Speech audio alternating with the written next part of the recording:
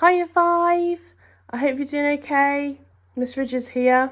Hello everybody. Here to do some more reading of The Indian in the Cupboard. But first, I hope you've all had a good Easter break. Although it might seem a little bit different to some of the other Easter breaks you may have had, I still hope that you've had plenty of time to relax and calm yourselves for the next term. Okay? So, today's chapter is chapter 10, and it is called Breakfast Truce on page 122. Okay? He crept downstairs. The house was still asleep. He had decided to cook breakfast for himself and his cowboy and Indian. He was quite a good cook, but he'd mostly done sweet stuff before. However, any fool, he felt sure, could fry an egg. The steaks were out of the question, but beans were no problem. Omri put frying pan over gas and margarine in a pan. The fat began to smoke. Omri broke an egg into it, or tried to, but the shell, instead of coming cleanly apart, crumpled up somehow in his hand and landed in the hot fat mixed up with the egg. Not as easy as he thought. Loving the mess to cook, shell and all. He got a tin of beans out of the cupboard and opened it without trouble. Then he got a saucepan and began pouring the beans in. Some of them got into the egg pan somehow and seemed to explode. The egg was beginning to curl and the pan was still smoking. Alarmed, he turned off the gas. The centre of the egg still wasn't cooked and the beans in the pan was stone cold, but the smell in the kitchen was beginning to worry him. He didn't want his mother coming down. He tipped the whole lot into a bowl, hacked a lopsided slice of the loaf, and tiptoed up to the stairs again. Little Ball was standing outside his longhouse with hands on hips, waiting for him. "You bring food?" he asked, in his usual bossy way. "Yes." "First, Little Ball want ride." "First, you must eat while it's hot. I've been through a lot of trouble to cook it for you," Omri said, sounding like his mother. Little Ball didn't know how to take this, so he burst into a rather forced laugh and pointed at him scornfully. "Omri cook, Omri woman," he teased. But Omri wasn't bothered. "All the best cooks are men," he retorted. "Come on, you're going to go eat with Bonnie." Little Ball's laughter died instantly. "Who's Boone?" Sorry, I think I said his name wrong. Boone. "You know who he is, the cowboy." The Indian's hands came off his hips and one of them went for a knife. "Oh, knock it off, Little Ball. Have a truce for breakfast, otherwise you won't get any." Leaving him with that thought to chew over, Omri crossed to the crate in which Boone was grooming his white horse with a wisp of cloth he'd found clinging to a splinter. He'd taken off the little saddle, but the bridle was still on. "Boone, I've brought something to eat," said Omri. "Yep, I thought I smelt something good," said Boone. "Let's get to it." Omri put his hands down. "Climb on." "Ah, shucks. Where am I going? Why can't I eat in my box where it's safe?" whined Boone. But he clambered up into Omri's palm and sat grumpily with his back against his middle finger. "You're going to eat with the Indian," said Omri. Boone leapt up so suddenly he nearly fell off and had to grab hold of a thumb to steady himself. "How no I ain't," he yelled. "You just gonna put me down, son, you hear? I ain't sharing my victuals with no lousy scalp-snuffling Injun, and that's my last word." It was, as it happened, his last word before being set down with a few centimetres of his enemy on the seed tray. They both bent their legs into crouches, as if uncertain whether to leap at each other's throats or turn and flee. Omri hurried hurriedly spooned up some egg and beans and held it between them. "Smell that," he ordered them. "Now you eat together or you don't get any at all. So make up your minds to it. You can start fighting again afterwards if you must." He took a bit of clean paper and laid it, like a tablecloth, under the spoon. Then he broke off some crumbs of bread crust and pushed a little into each of their hands. Still with their eyes fixed on each other's faces, Indian and cowboy sidled towards the big steaming bowl of food from opposite sides. Little Bull, after hesitating, was first to shoot his arm out and dip into the egg. The sudden movement startled Boone so much he let out a yell and tried to run. But Omri's hand was blocking the way. "Don't be silly, Boone," he said firmly.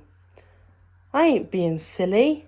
Them Indians ain't just ornery and savage. Them's dirty.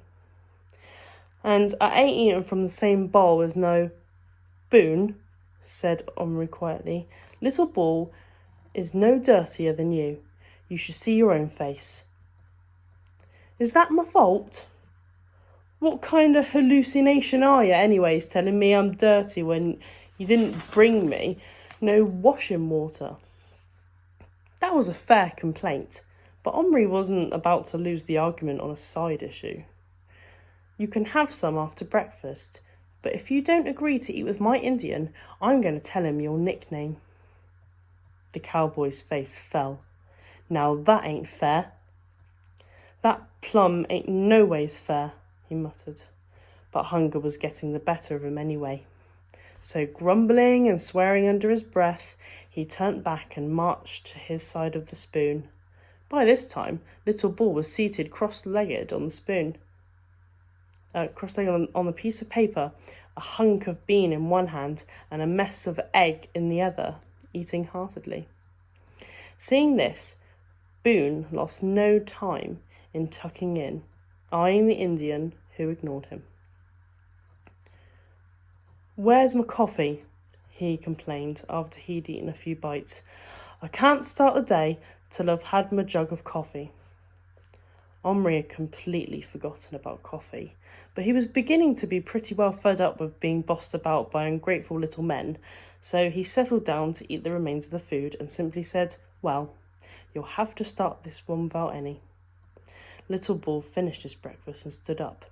"Now we fight," he announced, and reached for his knife. Omri expected Boone to leap up and run, but he didn't. He just sat there munching bread and beans. "I ain't finished yet," he said.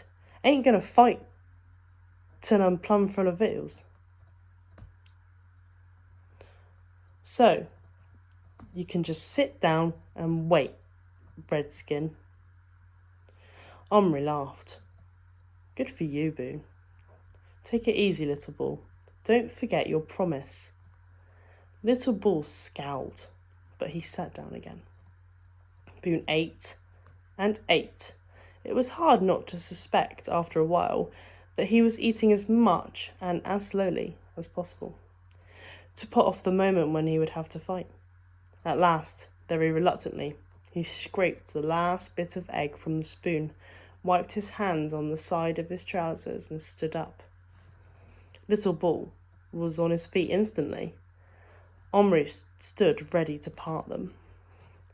"Look a-here, Indian," said Boone. "If we're gonna fight, we're gonna fight fair. Probably ain't even a word for fair in your language, but I'm here to tell you, with me, it's fight fair or don't fight at all. Little Bull fight fair, kill fair, scalp fair.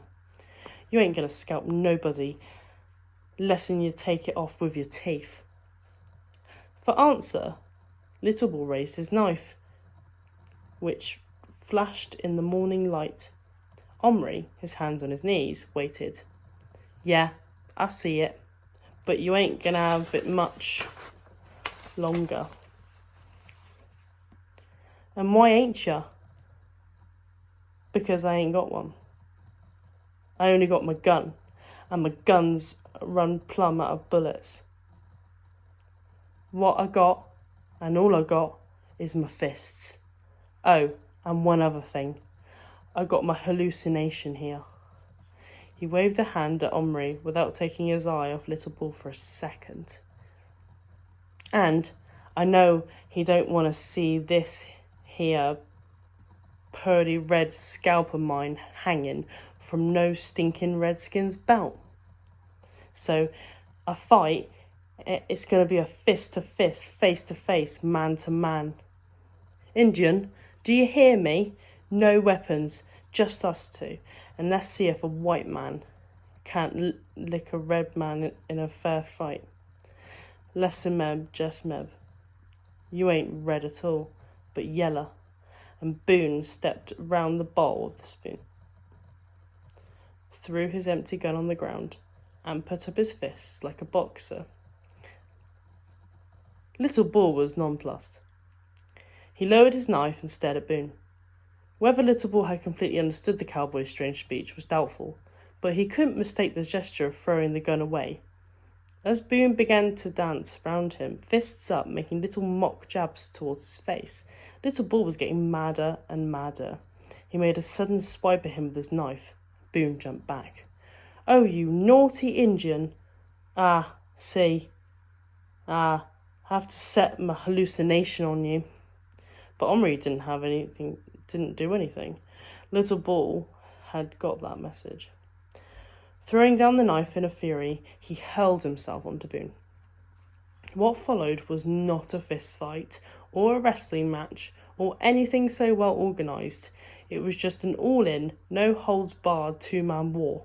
They rolled on the ground, pummeling, kicking and butting with their heads. At one point, Omri thought he saw Boone trying to bite.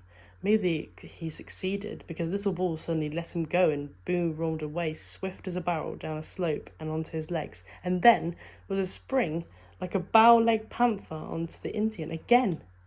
Feet first. Little Bull let out a noise like "oof," caught Boone by both ankles and heaved him off.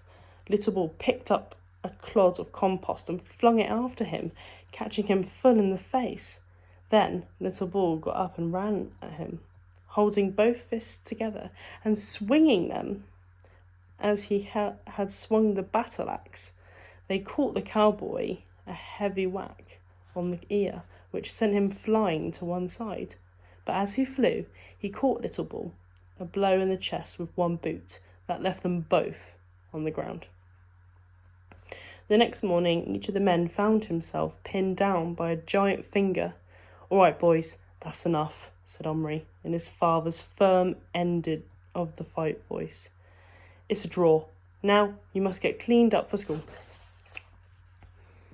Okay, so that was chapter 10, and next will be chapter 11, which is on page 130. I hope you enjoyed it, and it's really good to be doing videos with you guys again, and I'm sure I will see you soon. Bye, you five.